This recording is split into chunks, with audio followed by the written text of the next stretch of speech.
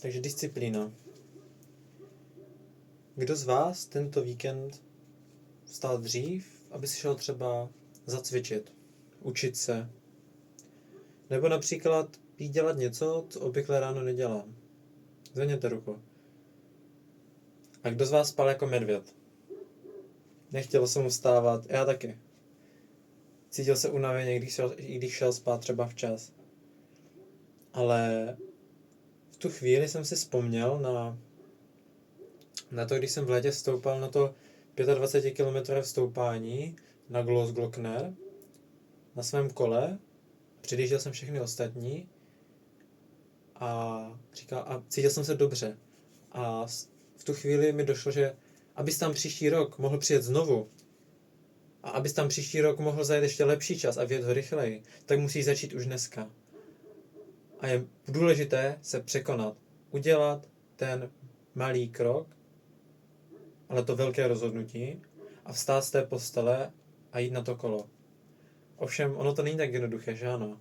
Já jsem měl dříve problémy dělat takováto velká rozhodnutí, protože častokrát se vám dostaví takový ten nával té motivace, kdy najednou si řeknete, tak jo, dneska dobudu vesmír. Dneska uděláte všechnu práci, ale dneska se dopadne tak, že druhý den už vám to upadá, třetí den už padáte zpátky na nulu a pohybujete se v takových sinusoidách, kdy pořád padáte nahoru a dolů a nevíte, co s tím. A neustále vás žírají ty negativní myšlenky, že jste neproduktivní, nevíte, co máte dělat. A já jsem s tím taky bojoval, hodně jsem s tím bojoval. Ale v tom mi pomohl jeden můj kamarád, se kterým jezdím na kole. A konkrétně, když jsem před 2 roky s ním byl na výšce, tak jsem vlastně s ním jel.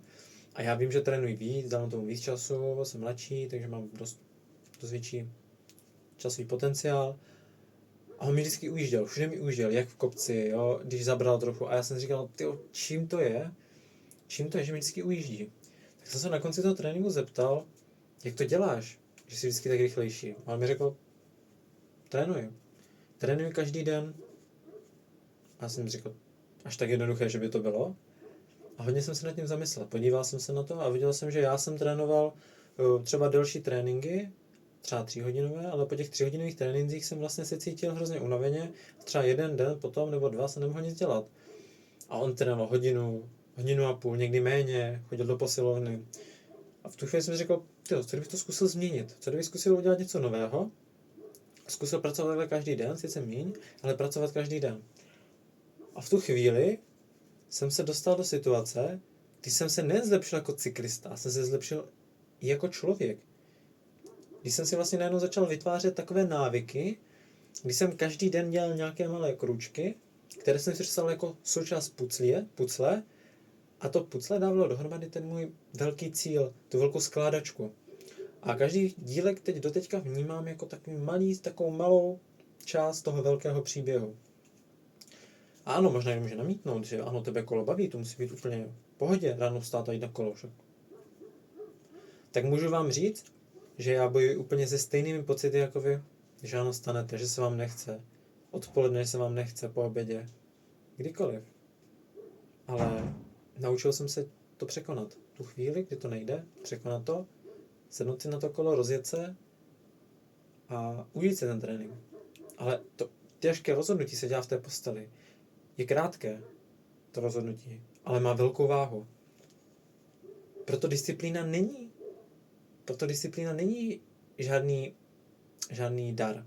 Disciplína je pouze to, že člověk chce dělat dobrovolně těžká rozhodnutí každý den. Že člověk se chce překonávat. Člověk chce být lepší, než to jeho já, které bylo včera. Chce ho překonat. Chce být lepší. A není to o žádném talentu. Protože právě ta disciplína odděluje ty lepší od těch nejlepších. Od těch obyčejné lidi, od těch úspěšných lidí. A právě to je klíčem k tomu, abychom my dokázali dobře žít. Abychom my mohli mít disciplinovaný život, který povede k tomu, že budeme mít stabilitu. A jsme to častokrát my sportovci, kteří rádi porážíme ostatní, ale někdy neumíme porazit ani sebe. A co je horší, Vyčítat si něco teď? Nebo až potom? Za několik let si budete říkat, proč jsem seděl na gauči. Já si myslím, že nejlepší je si to nevyčítat.